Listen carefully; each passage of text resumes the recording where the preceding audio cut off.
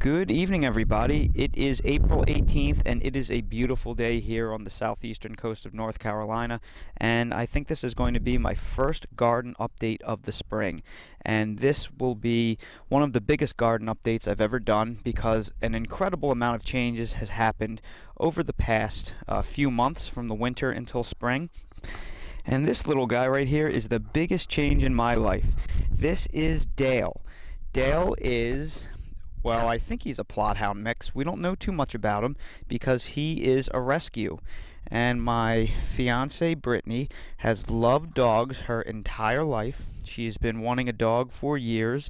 Me, on the other hand, I did not have a dog growing up, and I'm actually allergic to dogs. So we compromised and we got a dog. But all joking aside, Brittany started volunteering at the dog shelter, and she lasted maybe about 2 or 3 weeks before she fell hopelessly in love with this little guy right here. And the funniest thing about him is he absolutely loves kale. Just loves it. He loves all vegetables. Dale, sit for me. He loves the stem of all things. So what I do is I peel off the leaves, and then this little guy, hey Dale, hey, sit. Can you shake for us? Good boy. And then he'll take the kale and run away.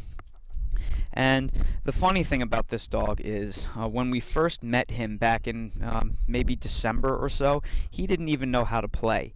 He didn't know what a ball was. He didn't know how to chase after anything.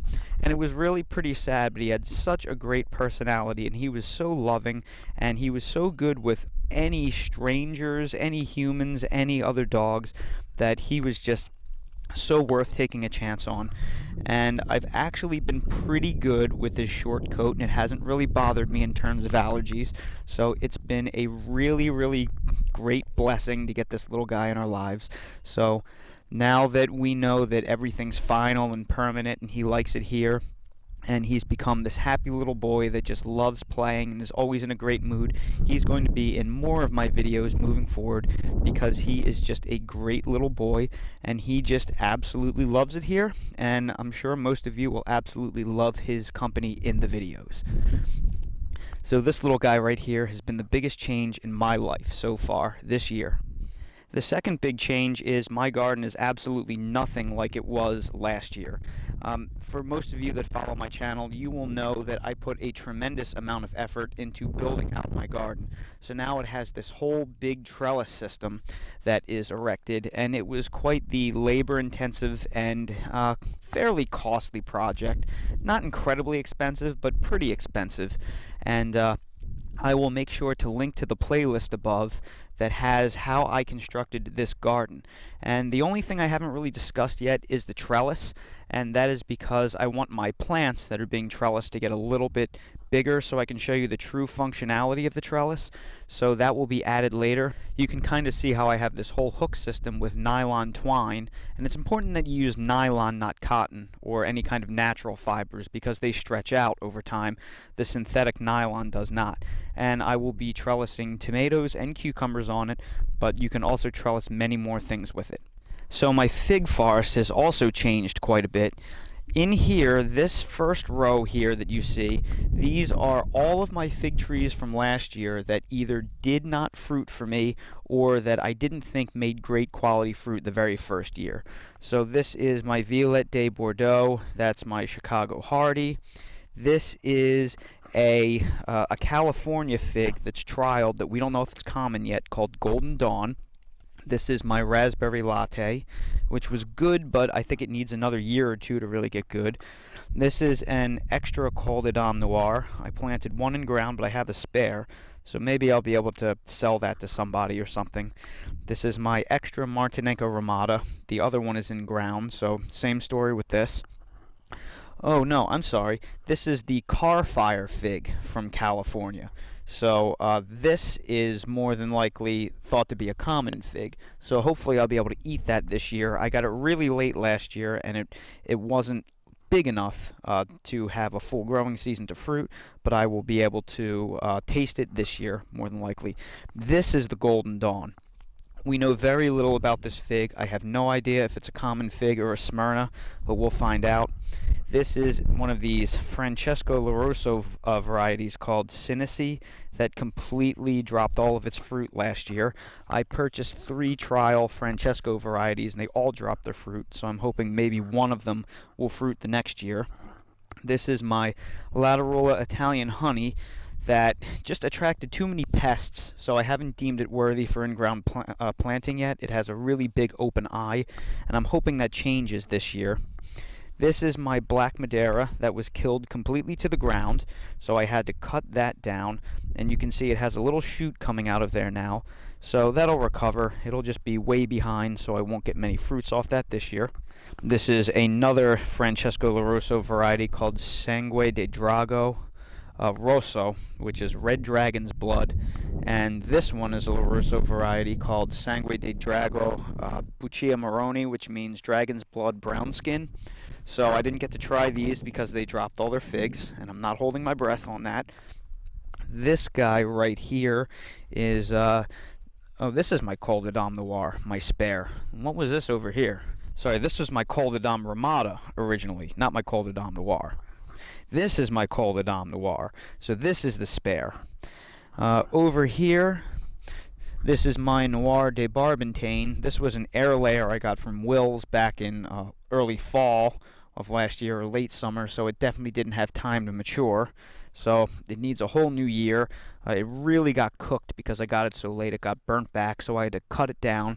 But it's coming back, and it'll probably fruit for me this year. This is my Olympian, which I really enjoyed, but I think it needs to be cut down to its base and rejuvenation pruned because it was a tissue culture and it has a lot of weird bumpy nodes on it. So I'm going to give this another year to thicken up and then maybe head it and see how it does for me on year 3 before I plant it in the ground. This guy right here is actually a persistent Capra fig called UCR 271-1. So I may try to hand pollinate figs in the future. Probably a waste of time here, but this will be a little experiment for later. And then this is my Col de Dame de Q-Tot, which was a good fig, but it had too many pest issues and I couldn't justify putting it in the ground. And finally, this is my Marseille Black MBVS. Believe it or not, this was killed down to the ground. It's probably one of my hardiest figs, but it leafed out before all the other ones, and we got a surprise last-minute hard freeze in March, and it just took it out. But it is alive. It's not dead. It has a little green bud that's starting right here, so eventually that will turn into a fig tree once again. Then these over here are going to be my new figs for the year. This is the San Miguel Roxo, aka Azores Dark. I ran out of room, so that's why it's stuck in here with my new figs. But this little guy is a Ronde de Bordeaux. This is a Cotillon Verdil. This is a Negra de Agde. This is a Galicia Negra. This is a Strawberry Teardrop. This is a Pastelier, not unknown Pastelier, which is a Smyrna. This is the common variety, Pastelier. And this is a Col de Dame de Gigantina that was grafted onto a spare Marseille Black MBVS rootstock. So the graft took, it looks really good, and it's already getting a few figlets on it, so that's making me pretty happy. Then over here I have 3 berries. I have a Prime Arkansas Freedom Blackberry. I have a, which is right here. I have a Tayberry right here, and I have a Royalty Raspberry right here. And this is a gift from somebody. This is a fig tree called Long de Doute, which I've tried to root 2 years in a row and failed, and a wonderful forum member hooked me up with a plant, and I can't thank him enough. So I will hopefully have fruit off of this tree this year when I get to up-pot it. And in here I have a couple of extra figs that aren't big enough to transplant yet. This is the Godfather. This right here, and this is a spare Cotillon Verdil and Negra de Agde. This right here is a Col de Dame Grise, which defoliated on me when I up-potted it, but it seems to be coming back. So I think it is going to be okay, and it will survive for me. Then over here, I have a 3N Prato. I have another Coldedam de Gigantina that's on its own roots, and then this is a really special tree that I'm not really going to talk about right now. This is a Blava Campanera. This is another 3N Prato that rooted, but then the stem dried out. Maybe it'll grow something from the base here, I'm not sure. But it's not looking too good right now, but it does have viable roots. So I may have an extra, may not. And then this is a Black Madeira KK that I propagated from my own tree. And here I have my blood orange. This is setting all kinds of fruit. It's really looking great, and I think it'll have even more fruit for me this season. I will link to a video above where I got my first fruits off of it this past year. This is my red lime, which will get a video of its own eventually. And this is something called a Giombo Persimmon. I'm going to be planting this in ground soon. It came as a dormant stick a few weeks ago, but it is completely leafed out, and it looks absolutely beautiful. This is my Lila avocado tree. This thing is doing absolutely fantastic. It has set literally hundreds of fruits for me. You can see them all here, and the whole tree is just loaded with them. So it's only its second season in ground, so I'm hoping it holds on to these fruits. I'm thinking it'll hold on to some. It's definitely going to drop 90-something% of them. But this tree is just loaded with avocados, and I do not have a pollinator. I was able to set all these fruits as a self-fertile tree, and I will link to the video above as to how I accomplished that. And it's scientific. It talks about the parameters that you need in your garden for accomplishing that, and also how to hand pollinate. But this thing is just loaded with hundreds of fruit. And there goes Dale doing his zoomies. He just loves running around the yard. He's got a lot of energy. He's a great little dog. These are my coffee plants. And then here I have some citrus trees that I will be adding to the garden soon. I have a variegated pink Eureka lemon and a thornless key lime that over here that I have to keep in containers because it's way too cold here in North Carolina for that. But I have a Meyer lemon here that I eventually will plant in ground in a protected microclimate, and I'll show you how to do that eventually later. And here's my Owari Satsuma tree. It's really coming to life. It's all full of buds that are about to flower. So I think we're going to get a nice little fruit set on this tree this year. And here are the fig trees that I planted in ground just a few weeks ago. I will link to my video above on my planting fig trees in ground video, where they were just dormant sticks that were only starting to bud out. The progress is just incredible over just a few weeks. This is my Martinenca ramata. This is my Borgeso Blanca Negra, which is by far the furthest behind, but it's leafing out and starting to look really good. This is my wonderful, wonderful, wonderful Italian 258, looking great. This is my Coldedam Blanc, which is looking great. This is my Coldedam Noir, which is just so vigorous. Whatever strain I have is just an incredible tree. It's really doing great.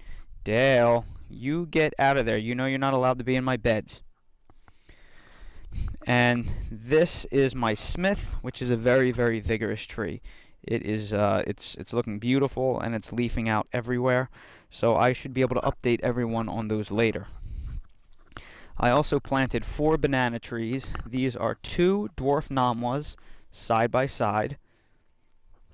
And over here, USPS delivered me these last week, and they delivered me this horrible looking package that was completely smashed in, so I don't know if they're going to make it. This is a very short cycle banana called Denti Kohal, which is supposed to fruit in a single season in Georgia, which is just incredible, and I want to see if I can grow it here and get fruit out of it. But it may not make it because it's in such bad shape. And then this is a tree called a Dwarf Brazilian. These are all small stature bananas. I'm not growing any full-size bananas because they take up to 2 years to fruit, and they can grow 15 to 20 feet tall and require intensive staking. So everything here maxes out at anywhere from 5 to 10 feet tall. Really doesn't require staking generally, and fruits a lot sooner. And there goes Dale again with his squeaky toy doing his zoomies. He loves this yard. This is, he's just an incredible dog.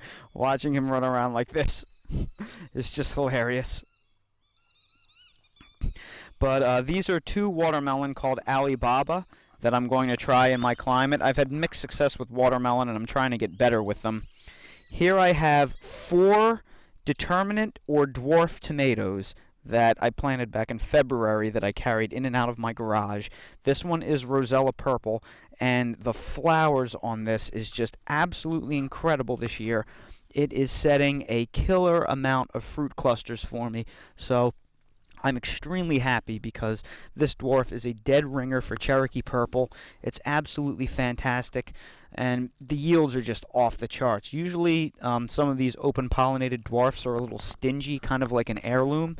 Although they're very compact, they usually don't have crushing fruit set. I'm getting crushing fruit set this year. This is a parthenocarpic early season tomato called Cilantro, and this is an open pollinated smaller tomato, and the fruit set on this thing is just off the charts. Could not be happier with these. There's just tomatoes everywhere. Must have 100 tomatoes on this bush. This is a similar plant called Oregon Spring, which also has good fruit sets. I actually harvested my first tomato off this back in March. It's getting good fruit set, but not like the Cilantro. So I'm going to have to taste test these side by side to see which one is better. And then this is something called Earliana that I'm a little less impressed with. It is setting fruit. I'm getting plenty of fruit on it. But when I see how Cilantro is performing, it makes me wonder if this is really one worth growing.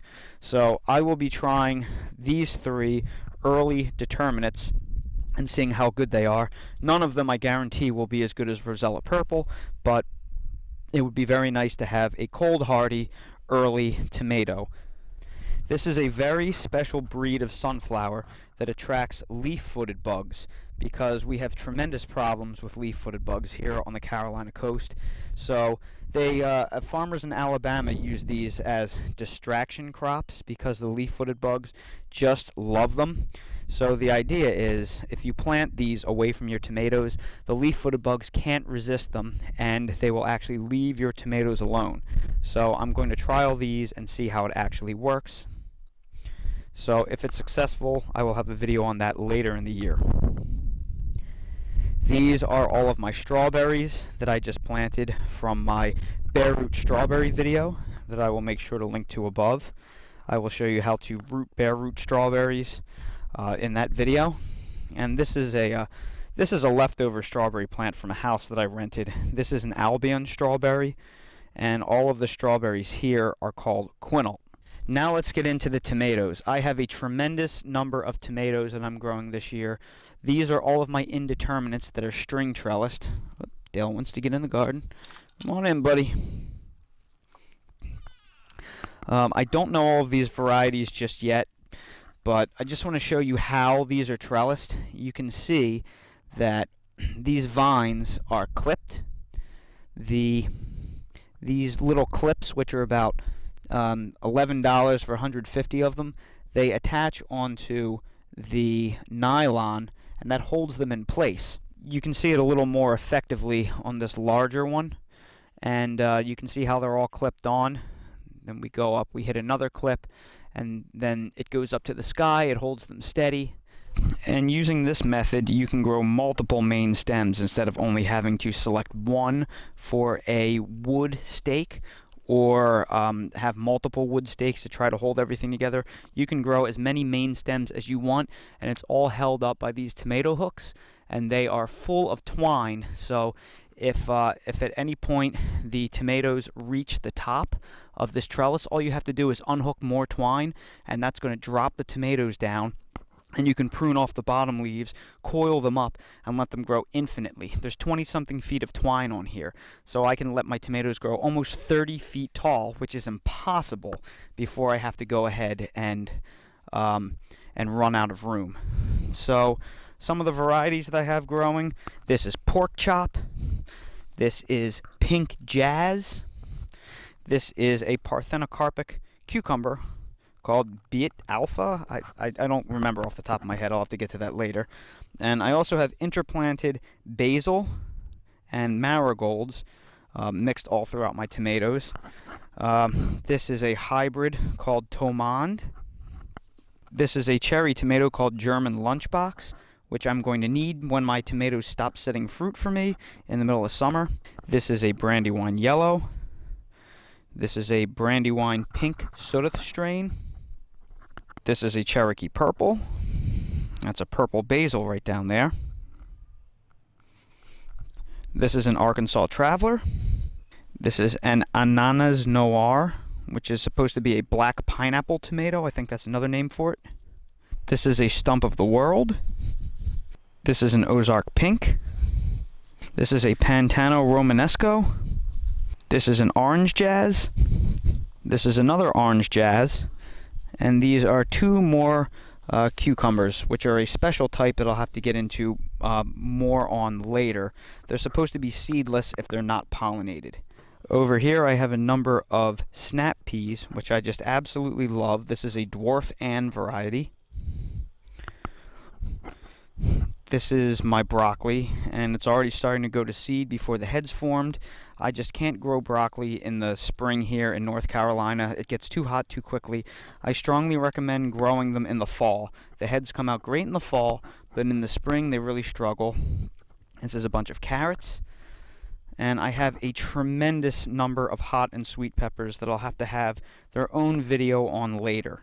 And everything here is interplanted. All of my nightshades are interplanted between either garlic or shallots to try and keep pests away, because legend has it that garlic and shallots keep pests away.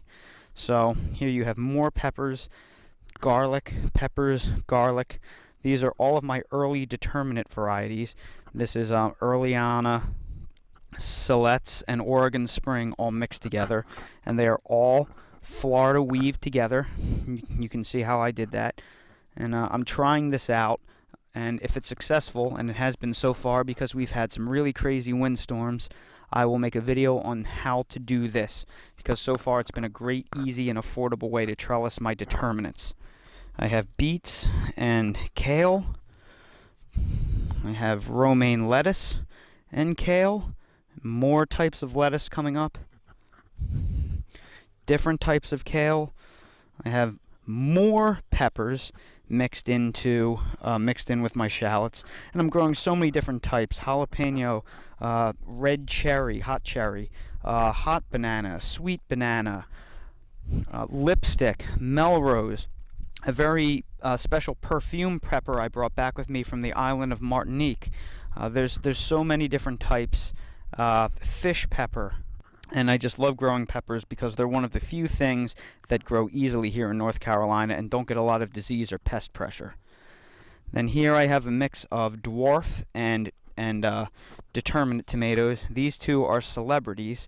And then intermixed with that are Dwarf Emerald Giant, Brandy Fred, and Rosella Purple. Those are the three dwarfs that I'm growing heavily this year. And you see, everything is interplanted. I'm mixing peppers and tomatoes and shallots and marigolds and basil to try and emulate a forest and try to get away from monocropping, which tends to attract a lot of bugs. So we'll see how that works out. I have two gray zucchini, 1 and 2, and then here I have the Japanese Ichiban eggplant, which I just absolutely love. And then over here, I have my herb bed. This is some kind of leaf lettuce that I'm trialing to grow. And I have parsley that completely made it through the winter. I have thyme and cilantro that I planted back when we were still getting frosts and freezes. They're all doing great. And then here I have, this is all dill and cilantro that I'm starting to grow, because cilantro bolts so easily here. So you constantly need new plants in order to take over when your varieties that are getting older bolt. And that's everything that I have going on this year. It's a year of all new things. New figs, new tomatoes, new garden, new dog. There's just a lot of different things that I'm trialing this year. And I find that the more I experiment, the more successful I become because I find out what does well in my climate. So it's just a lot of fun to try all these different things, and I hope that you'll follow along with me over the course of this spring and summer, and you can see how these things do in my climate, because if they do well for me, I have a particularly difficult climate. If they do well for me, a lot of these different things will probably do well for you as well. Everyone, thank you so much for watching today's video. If you found it helpful or if you enjoyed the content, please hit that like button. And if you haven't already subscribed to the channel, please subscribe for future updates and more videos like these, and you can hang out with me and see more of Dale. If you're interested in anything that I use in my garden, everything that I use is linked in my Amazon storefront in the video description. Thank you all again so much for watching, and I hope to see all of you again on the next video.